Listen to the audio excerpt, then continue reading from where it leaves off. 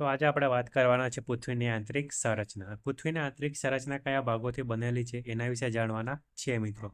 કે પૃથ્વી એ ડુંગળીની માફક એક ઉપર એક સ્તરથી ગોઠવાયેલી છે. અનેક સ્તરોથી શું થાય છે તો કે ગોઠવાયેલી છે.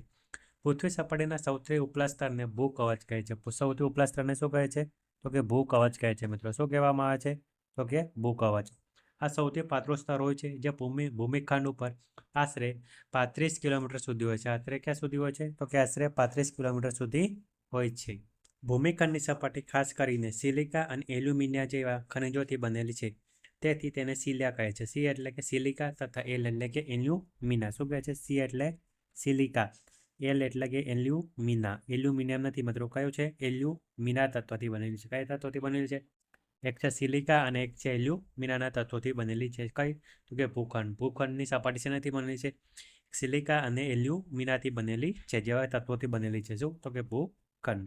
મહાસાગરનું કવચ મુખ્યત્વે સિલિકા અને મેગ્નેશિયમનું બનેલું છે. શેનું બનેલું છે? મહાસાગરનું કવચ સિલિકા અને મેગ્નેશિયમનું બનેલું છે. તેથી તેને સીમા કહેવામાં આવે છે. શું કહેવામાં આવે છે? સીમા કહેવામાં આવે છે. સીમા એટલે સી એટલે સિલિકા તથા મા એટલે કે મેગ્નેશિયમ કહેવામાં આવે છે મિત્રો. પૃથ્વીના કદનો માત્ર 0.5% ભાગ કયો છે? ઘન પોપડો છે. 16% મેટલ છે તેમજ 83% ભાગ શું છે? ભૂગર્ભ છે. પૃથ્વીની ત્રિજ્યા કેટલી છે તો કે 6371 કિલોમીટર છે મિત્રો. કેટલી છે તો કે 6371 કિલોમીટર પૃથ્વીની ત્રિજ્યા છે. પૃથ્વીની સંરચનામાં સૌપ્રથમ આવે છે ખડકો અને ખનિજ. ખડકના પ્રકાર પોતાના ગુણ, કદ, કણ અને કદના આધારે તેનું નિર્માણ પ્રક્રિયાના આધારે શું થાય છે? અલગ અલગ હોય છે. નિર્માણ પ્રક્રિયાની દ્રષ્ટિએ ખડકોના 3 ભાગ છે. ખડકોના કેટલા ભાગ છે તો કે 3 ભાગ છે. સૌપ્રથમ ખડકનો ભાગ છે અગ્નિકૃત ખડકો. કયા ખડકો તો કે અગ્નિકૃત ખડકો. ગરમ મેઘના ઠંડો થઈ નક્કર થઈ જાય છે. શું થાય છે? નક્કર થઈ જાય છે. આ પ્રકારે બનેલા ખડકને અગ્નિકૃત ખડક કહે છે. કયા ખડકો કહે છે? કે અગ્નિકૃત ખડકો કહે છે. અગ્નિકૃત ખડકોના 2 પ્રકાર છે. કયા છે? આંતરિક ખડકો અને બાહ્ય ખડકો. કયા 2 પ્રકાર છે? એક છે આંતરિક ખડક અને એક છે બાહ્ય ખડકો. આ કયા 2 પ્રકાર છે તો કે અગ્નિકૃત ખડકોના 2 પ્રકાર છે મિત્રો. તે ઝડપથી ઠંડા થઈ નક્કર બની જાય છે. ભૂકવચ પર જોવા મળતા આવા ખડકને બાહ્ય અગ્નિકૃત ખડક કહે છે. શું કહે છે? કેવા ખડક કહે છે? તો કે બાહ્ય અગ્નિકૃત ખડક કહે છે. તેની સંરચના ખૂબ નાની અને દાણાદાર હોય છે. કેવી હોય છે તો કે દાણાદાર હોય છે. દાણાદાર શું હોય છે? ગોઠવણી હોય છે. દ્રષ્ટાંત એટલે કે ઉદાહરણ તરીકે બેસાલ્ટ પ્રવાહી મેઘમાં ક્યારેક. શું કહે છે? બેસાલ્ટ પ્રવાહી મેઘમાં ક્યારેક ભૂકવચની અંદર ઊંડાઈએ જઈ ઠરી જાય છે. આ પ્રકારે બનેલા નક્કર ખડકને આંતરિક અગ્નિકૃત ખડક કહે છે. શું કહે છે? આંતરિક અગ્નિકૃત ખડક કહેવામાં આવે છે. કેવા ખડકોને તો કે બેસાલ્ટના ખડકો છે તેને કેવા કહે છે તો કે આંતરિક અગ્નિકૃત ખડકો કહે છે. પ્રસ્તર ખડક અથવા જળકૃત ખડકો. કેવા ખડકો કહે છે તો કે જળકૃત ખડકો. ખડકો ઘસાઈ, અથડાઈ કે ટકરાઈને નાના ટુકડામાં ફેરવાય છે. શું થાય છે?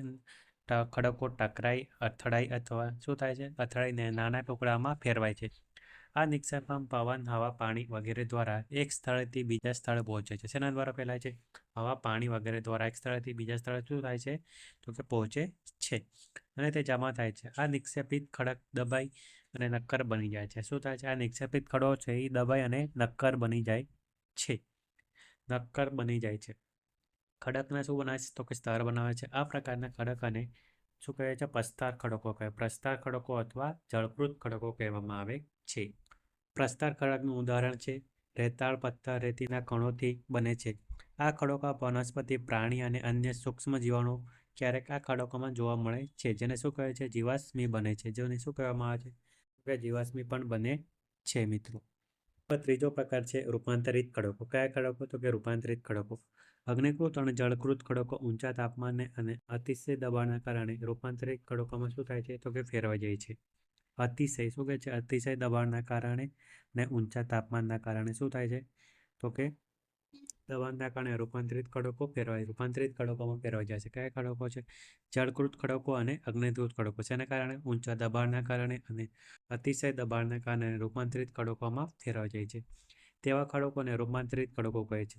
ઉદાહરણ તરીકે ચીકણી માટી સ્લેટમાં અને ચૂનાનો પથ્થર છે એ આરસ પહાણમાં ફેલાઈ જાય છે. શું થાય છે? આરસ પહાણમાં ફેરવાઈ જાય છે. ચીકણી માટી છે એ શેમાં ફેરવાય છે તો કે સ્લેટમાં ઉદાહરણ તરીકે, અને ચૂનાનો પથ્થર છે એ આરસ પહાણમાં ફેરવાઈ જાય છે. તો આને શું કહેવામાં આવે છે તો કે રૂપાંતરિત ખડકો કહેવામાં આવે છે.